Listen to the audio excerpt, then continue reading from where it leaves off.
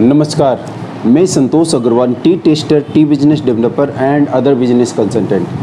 अपने लोग जो बात कर रहे हैं आज एग्जैक्ट आप कस्टमर के बारे में बात करेंगे, सारे बिजनेस के एक सिस्टम के बारे में बात करेंगे, कोई भी बिजनेस कैसे स्टार्ट होता है उसके बारे में बात करेंगे। आप लोग इधर उधर जाइएगा मत, क्योंकि इसमें थोड़ा सा आपको कंसंट्रेट करने की ज़रूरत पड़ेगी। एक्चुअल में कोई भी धंधा चलता है वो चलता है आपके कस्टमर के सेटिस्फेक्शन के ऊपर में। कस्टमर का सेटिस्फेक्शन कई चीज़ों के साथ में जुड़ा हो सकता है। कस्टमर का सेटिस्फेक्शन हो सकता है रेट के साथ जुड़ा हो कि बहुत ज़्यादा महंगी चीज़ आ रही है, कहीं सस्ती मिल जाए तो ज़्यादा बेटर है। कस्टमर का एक्सपीरियंस क्वांटिटी के साथ में जुड़ा हो सकता है, सपोज अच्छी क्वांटिटी मिल जाए तो ज़्यादा बेटर रहे। कस्टमर का ड्यूरेबिलिटी के हिसाब से जुड़ा हो सकता है एक्सपीरियंस कि यदि थोड़ी ड्यूरेबल हो, चीज़ अच्छी चले तो ज़्यादा बेटर रहे। कस्टमर का सेटिस्फेक्शन इससे हो कि उसका अपीयरेंस से जुड़ा हुआ हो कि देखने में अच्छी चीज़ लगे, तो ये चीज़ें रहती है। तो ये सारे के सारे एक कस्टमर का, आपके कंज्यूमर का माइंड सेट रहता है कि मेरे को ये चीज़ इस ढंग की होगी तो मैं ये चीज़ परचेज़ कर लूँगा। अब कई चीज़ ऐसी होती है वो देख के पता चल जाती है, जैसे कि कपड़े हैं, कपड़े को आप देख के पता कर सकते हैं कि इसकी शाइनिंग कैसी है, इसकी फिटिंग कैसी है, उसको एक्सपीरियंस कर सकते हैं। किसी फर्नीचर को आप देख के एक्सपीरियंस कर सकते हैं क्वालिटी को। एसी वगैरह को फील कर सकते हैं कि वो कितना चिल्ड कर रहा है वो उनके। बट चाय के बिज़नेस के अंदर में जब आते हैं अपने लोग, तो उसके अंदर में अपने को पी के ही पता चलता है कि चाय एग्जैक्ट कितनी अच्छी है, कितनी स्वादिष्ट है, उसका टेस्ट कैसा बन रहा है। तो इसके अंदर में कस्टमर एक्सेप्टेंस करने में, उस प्रोडक्ट को लेने के अंदर में कहीं ना कहीं हिचकिचाता है, वो इग्नोर करता है नए प्रोडक्ट को। तो नए प्रोडक्ट का जब तक वो बेटर वे में एक्सपीरियंस नहीं कर लेता है, तो जो आपका प्रोवाइडर है, देखिए चाय के बिज़नेस में दो तरीके की चीज़ है। एक है कंज्यूमर जो कि कंज्यूम करता है प्रोडक्ट को, और दूसरा है प्रोवाइडर, वो जस्ट प्रोवाइड करता है। उसको प्रोवाइड करने के अंदर में कितना बेनिफिट मिल रहा है, कितना प्रॉफिट मिल रहा है, उसके ऊपर में डिपेंड करेगा कि वो प्रोवाइड करेगा कि नहीं।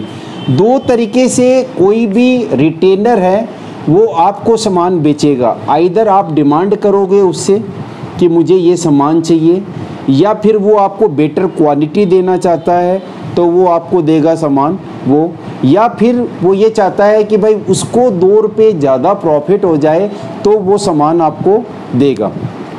तो ये बड़ी थीन लाइन होती है कि आपका जो प्रोवाइडर है वो कितना है, आपके प्रति कितनी उसकी ड्यूटी बन रही है, किस ढंग से उसने आज तक मार्केट के अंदर में सप्लाई किया है। तो ये सारी की सारी बातें हैं। तो आपको दोनों चीज़ें देखनी पड़ेगी कि आपका कंज्यूमर भी खुशी रहे। जैसे कई कंज्यूमर होते हैं वो स्कीम बहुत ज़्यादा मांगते हैं, जैसे कि कोई मग्गा है, कोई बाल्टी है, कोई आपके टिफ़िन कारी है, या कोई भी तरीके के जो सामान है वो उनको स्कीम के अंदर में चाहिए। कई कस्टमर होते हैं उनको डिस्काउंट बहुत ज़्यादा चाहिए कि यदि मुझे डिस्काउंट मिल जाता है तो ये प्रोडक्ट मैं ख़रीद लूँगा। कई कस्टमर होते हैं वो क्वालिटी से अटैच रहते हैं, तो उनको यदि क्वालिटी अच्छी मिलेगी तो वो परचेज़ कर लेंगे। कई कस्टमर ऐसा होता है कि वो बिहेवियर के ऊपर में रहते हैं कि यदि रिटेलर उनसे एक अच्छा व्यवहार करके कोई भी माल देता है तो वो उस माल को ख़रीद लेते हैं। तो ये कई कस्टमर की माइंड सेट होता है, उसके अकॉर्डिंगली ही जो प्रोवाइडर है उनको प्रोवाइड करता है कि इसमें रेट अच्छी है, इसमें एक के साथ एक फ्री है, इसमें ये उस क्वालिटी से ज़्यादा बेटर क्वालिटी है, ये ज़्यादा बेटर एक्सपीरियंस देगी। तो इस ढंग से अपने कोई भी जो बिज़नेस होता है वो बिज़नेस चलता है। आज जैसे आप देखा जाए तो आज के 20 वर्ष पहले देखा जाए तो कोई भी मेडिसिन के अंदर में, दवाइयों के अंदर में कोई भी तरीके का डिस्काउंट नहीं चलता था, लेकिन आज की डेट में डिस्काउंट का बहुत बड़ा मेडिसिन इंडस्ट्रीज़ के अंदर में आ गया है, जो कि पहले कभी भी नहीं था। तो ये तो रही आपके कस्टमर की बात, जो कंज्यूमर कंज्यूम करेगा। अब आते हैं आपके रिटेलर के ऊपर में, जो कि आपको प्रोडक्ट है वो प्रोवाइड करता है। वो क्या देखता है कि ये बंदा अच्छी क्वालिटी पीने वाला है, तो ये बोलता है कि बहन जी इस बार ये क्वांटिटी बहुत अच्छी आई है, इस क्वांटिटी को पी के देखो, चाय को पी के देखो, बहुत अच्छा लगेगा। एक जगह से प्रोवाइडर प्रोवाइड करता है, जैसे ऐड होता है, एडवर्टाइजमेंट होते हैं, जैसे आपने रेड लेबन का देखा होगा ऐड, उसके अंदर में जो इन्फ्लुएंसर है, जो प्रोवाइडर है, जो बेचने वाला है, वो एडवर्टाइजमेंट है। आप दुकान से सिर्फ जाके माल को, सामान को उठा के लाते हो, वहाँ पे वो बंदा आपको चाय नहीं बेच रहा है, बेचने वाला जो है वो आपके टीवी के ऊपर में खड़ा होके आपको बेच चुका है, तो वो चीज़ रहती है उसके अंदर में। तो आपका रिटेलर को अच्छी प्रॉफिट मिलेगी, या फिर उससे डिमांड आएगी कि मुझे ये सामान चाहिए तो वो सामान देगा, या फिर वो एक अपने कस्टमर को अच्छी क्वालिटी देना चाहेगा तो वो देगा। अब प्रोवाइडर को भी प्रोवाइडर होते हैं, जैसे रिटेलर को भी देने वाले होते हैं, वो 2-3 बंदे होते हैं।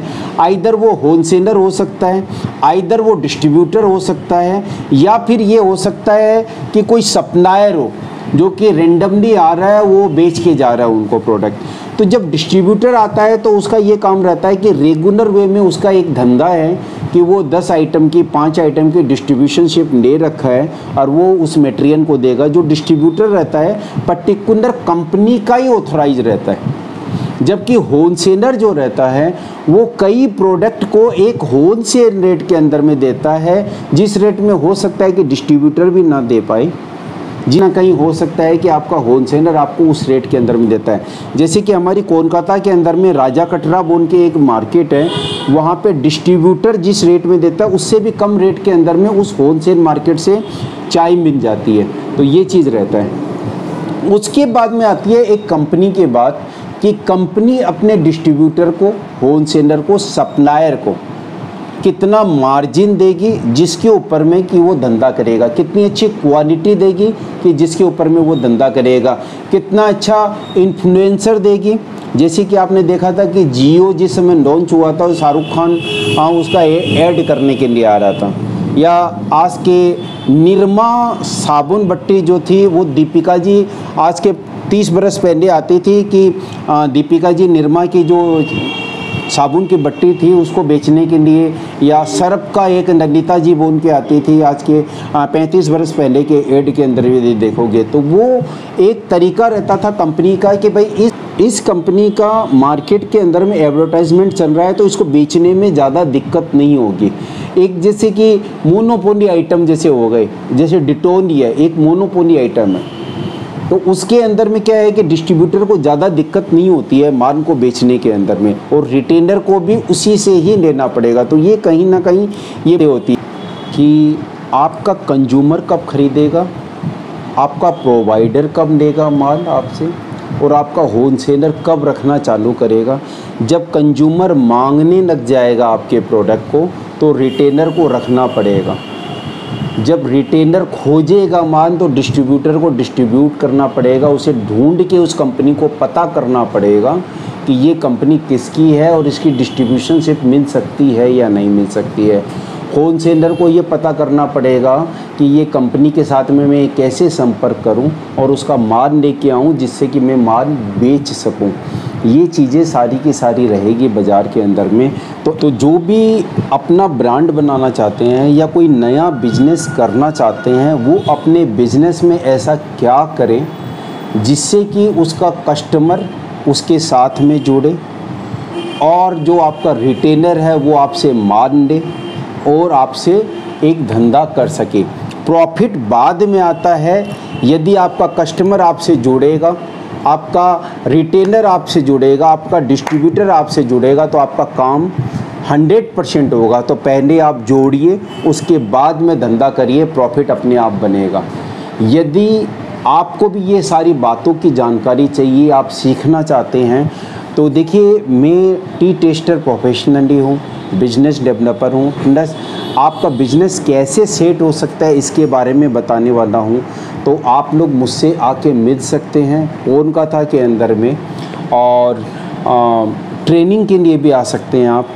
और यदि आपको वीडियो से कोई भी जानकारी मिल रही है, कुछ भी आपका भला हो रहा है तो आप लाइक कर सकते हैं इसके साथ में, और चैनल को सब्सक्राइब कर सकते हैं।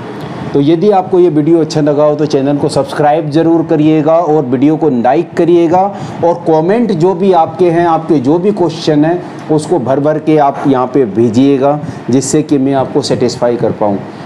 इन्हीं सब बातों के साथ आज का मैं ये वीडियो ख़त्म करता हूँ। आप सबका बहुत बहुत धन्यवाद। Thank you very much. Thank you very much.